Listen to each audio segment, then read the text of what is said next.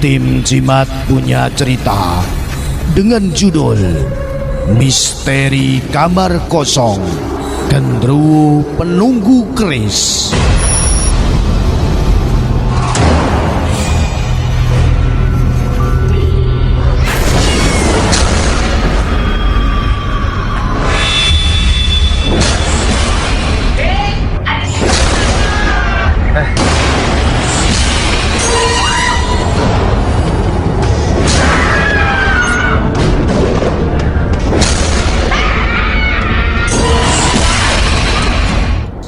Cerita ini dikirimkan dari Yanto Edo Kurniawan di Tapelan Ngrau.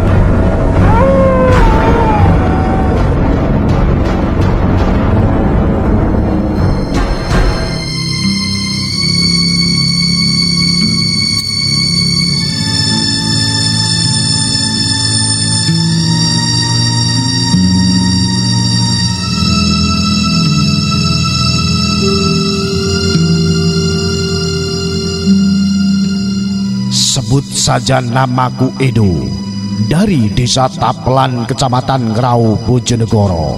Aku pernah mengalami kejadian mistis atau goib, tepatnya tahun 2013 lalu. Waktu itu aku masih sekolah di SMK. Berawal dari rasa penasaranku tentang kamar sebelah berhadapan dengan kamarku. Waktu itu aku masih tinggal di desa Cabak, Kabupaten Blora. Hampir 15 tahun aku tinggal di sana. Selama 15 tahun itu aku tidak pernah melihat kamar itu dihuni oleh keluargaku. Karena kamar itu terletak di belakang bersebelahan dengan dapur. Waktu itu aku tinggal bersama dengan nenek, om, dan tanteku. Akan tetapi mereka tidur di kamar depan.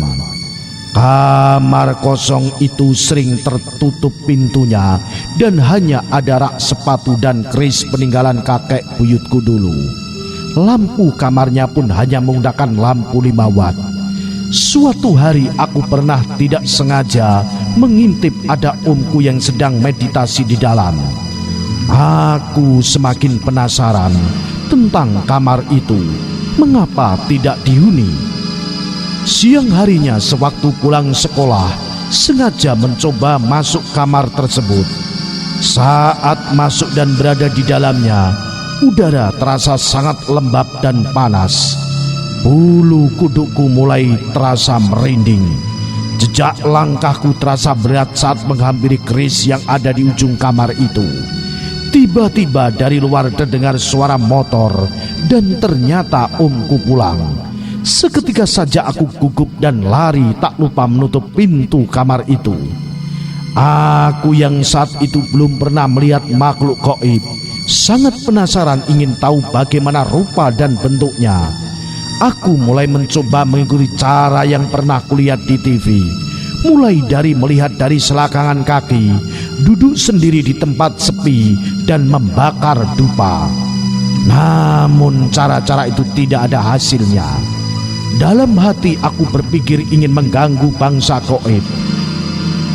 Mungkin saja kalau aku memancing emosi mereka, pasti mereka akan menunjukkan wujudnya, kataku dalam hati. Waktu itu tepatnya hari Kamis malam Jumat. Saat sore menjelang maghrib petang, aku mengenakan kain hitam yang kuikat ujungnya seperti pocongan, dan mukaku kurias warna hitam pada bagian mata. Terlihat di cermin mukaku sangat menakutkan. Kemudian aku keluar dari kamarku. Astagfirullahaladzim, dandan opo kowe ini dodok kok aneh-aneh, kata tanteku kepadaku. Anu ini aku mau minta tolong, ucapku pada tante. Kemudian aku menjelaskannya meminta tolong untuk merekamku menggunakan HP, merekam adeganku menirukan pocong melompat memasuki kamar kosong itu. Wes tuh, ojo diterus nih, jangan dilanjutkan. Merinding ini, jangan aneh-aneh di kamar itu. Akhirnya aku keluar dari kamar dan mencuci mukaku. Saat adzan maghrib mulai berkumandang, kejadian aneh pun terjadi. Tiba-tiba angin kencang bertiup masuk ke dalam rumah. Saat itu aku sedang memakaikan kerudung kurungan burung. Awalnya yang jumlahnya genap ada 8 buah kerudung, tiba-tiba hanya tersisa 7 saja. Kemudian saat aku mulai memasang lagi, berkurang tinggal 5 kerudung. Aku mencari di bawah meja, di atas, namun tidak kutemukan. Tiba-tiba terdengar keributan di dapur. Keanehan terjadi lagi.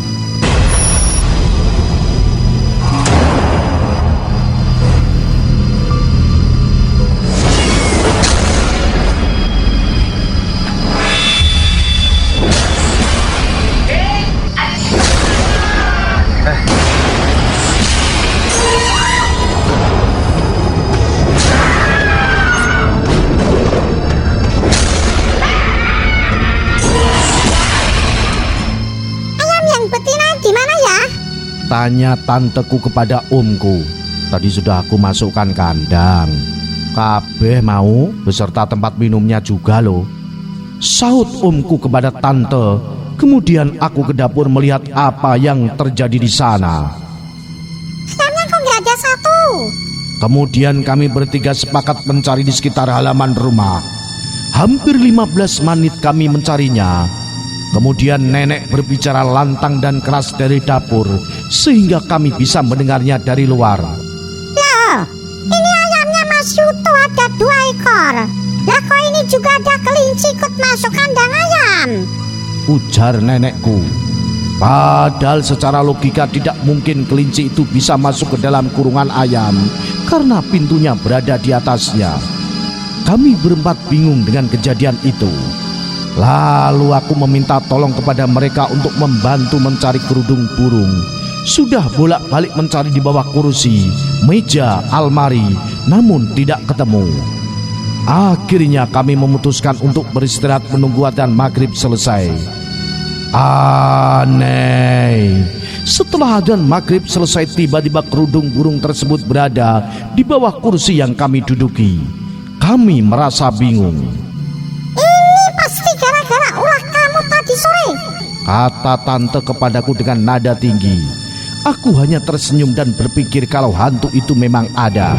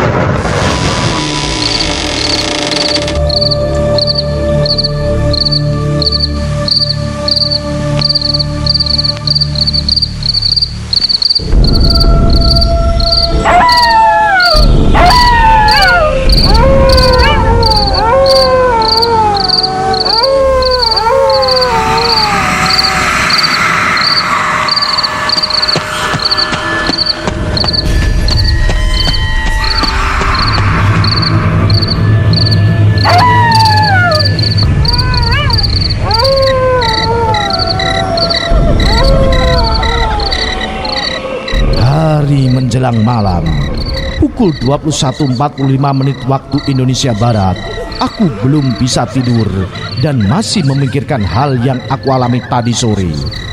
Sambil menunggu waktu jam 10 malam, aku menyalakan radio lewat HP-ku, mendengarkan acara favoritku Jimat. Namun waktu aku putar radionya ternyata masih ada acara dangdut koplo. Setelah agak lama mendengarkan dangdut, acara Jimat baru saja mulai. terdengar suara Ki Banu Asmoro menyapa para jimatres. Belum saja awal pembukaan aku mematikan radionya karena waktu itu aku sangat takut, dan beberapa saat kemudian ada aroma ketela bakar. Langsung saja aku keluar rumah dan tidur di depan TV ruang tengah.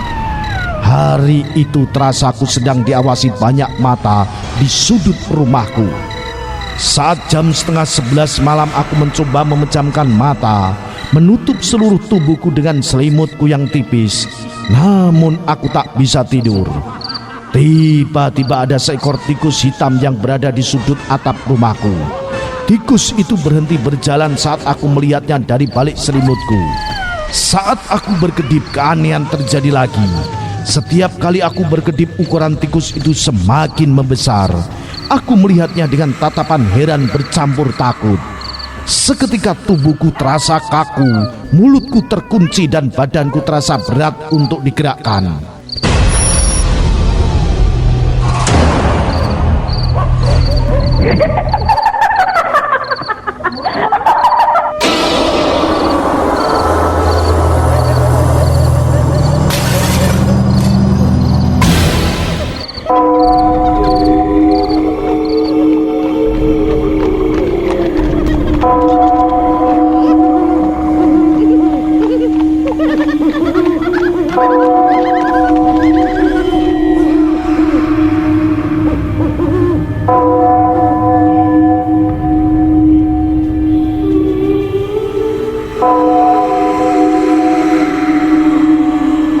Sosok makhluk tinggi berwarna hitam dengan badannya yang kekar dan bola mata yang besar berwarna merah sedang duduk di atap memandangku dengan tatapan tajam. Badanku bergemetar seketika dan mulutku sulit terbuka untuk membacakan ayat Al-Quran. Apa itu? Makhluk apa itu? Apa itu yang dinamakan gendut?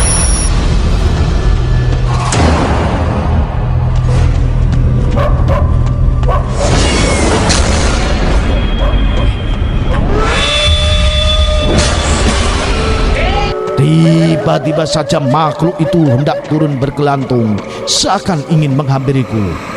Ya Allah, tolong hambamu ini. Astagfirullah, ya Allah, kataku dalam hati. Aku terus memperhatikannya dengan perasaan takut. Saat aku berkedip, makhluk itu menghilang dan merubah wujudnya seperti bola api yang kemudian berterbangan di atasku. Keringatku membasahi tubuhku. Perasaan yang sangat takut aku rasakan. Aku hanya terdiam membisu seperti patung menyaksikan kejadian itu. Malam begitu terasa sangat lama. Tiba-tiba terdengar adzan subuh. Aku tersadar. Tubuhku terasa lemas melihat makhluk itu sudah menghilang. Aku mengambil nafas lega dan aku pun tidak tidur sampai pagi.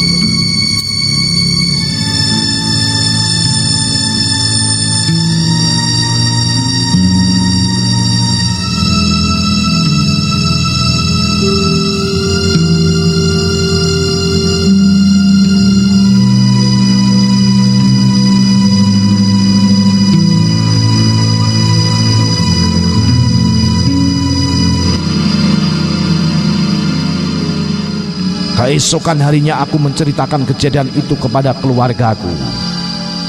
Jangan diganggu, lain kali jangan lakukan hal itu lagi.